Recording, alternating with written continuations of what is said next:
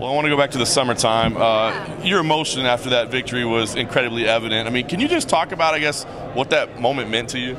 Oh, it was incredible. You know, I had, a lot of pressure on me leading up to that. I was coming off 2 losses. I really didn't get to perform and show like what I'm capable of. And so that was kind of my main goal was, coming out and proving that I do belong. And, I know I belong. And so the fact that I was able to go out there and get a win like that and just get stronger as the fight went on, it was a big deal to me. And it was UFC 226. It was a huge card to be on. It was, in front of, my home crowd. And so it was awesome. It was really emotional and really special to me.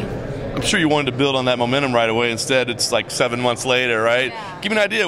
Did you want to take time off? Did it just happen? What's been going on in the interim? Yeah, I definitely didn't want to take any time off. I had, been asking to fight, and I think it was just kind of, scheduling, and they have a lot of people, and I think that's just kind of what it came down to. I did get offered something short notice, but it was like 2.5 weeks notice, and so I really wasn't able to make the weight, and it was a good matchup that I would have liked to have, but I really wanted, a little bit of a fuller camp for it, and so I asked them to push that date back a little bit, and they wouldn't do it, but then I think it was like 3 or 4 weeks later they came at me with this fight. So, I found out about this fight in November. So, it wasn't that long of a layoff, but it was just, it was supposed to be January and then I got pushed to February. So it just kind of came down to scheduling, and I was enjoying myself, just training, getting better. So, it wasn't like time lost or anything, but I'm definitely ready to get the ball rolling again.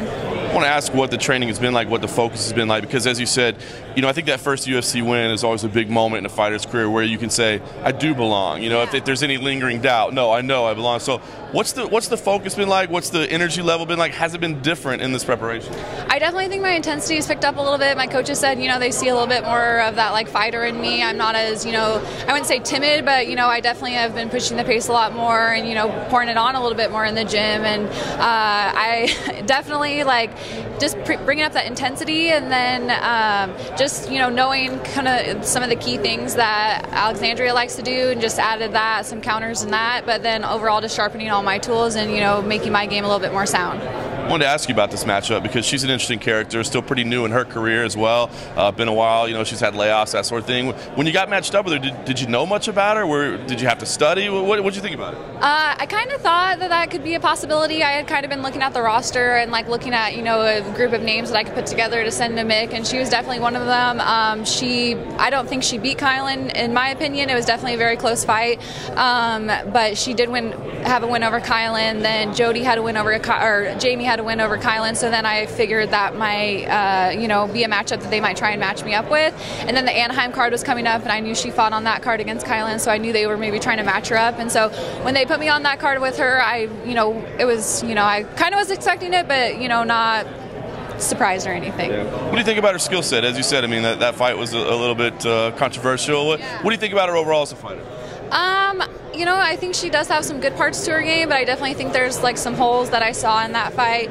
I know it's been a long time, but I did see her post some videos on Instagram where she still kind of had that same, stiff chin up in the air movement, and so I didn't really see a big change or movement there where, fighters that usually take that time off, you can see a little bit more crispness, a little bit more smoothness, a little bit better footwork, and I didn't really see that in those videos. So she could be posting old videos, I don't know, but I know she likes to throw a few key things that she threw in her fight before that. She's only had 3 fights, so it's kind of hard to judge a lot off her, so all I can really do is make sure that I'm game and ready that day.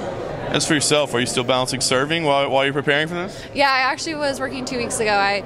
They wanted me to work the Super Bowl, but I had worked the playoff game before, and I actually got really sick right after that game, just all that cigarette smoke and the high stress with how busy it gets, and I just kind of was I trained all week really sick, and so then I was I cannot work Super Bowl, you guys, this is not an option. The whole game I was as much as I don't want to say don't show Dana this, but I was I want the Patriots to lose so bad. I was I do not want to work the Super Bowl, but then I ended up going in and working the morning shift, and that's super easy, laid back, and then the girls picked up on the Super Bowl shifts, and that was good. But a couple girls are actually out with having babies right now, so after the fight I'll go back and I'll help them out. So the money is just too good to leave, and the people I work for are really amazing, and it's a fun gig. So it's if I can go in and make an extra few $100 on any given night, it's why wouldn't I do it, and the people I work with are fun, so it kind of, after the rush you're just hanging out with your friends having fun. Very cool. We'll talk about this fight, what it means to you. You've got that first win under your belt. You proved that you belong.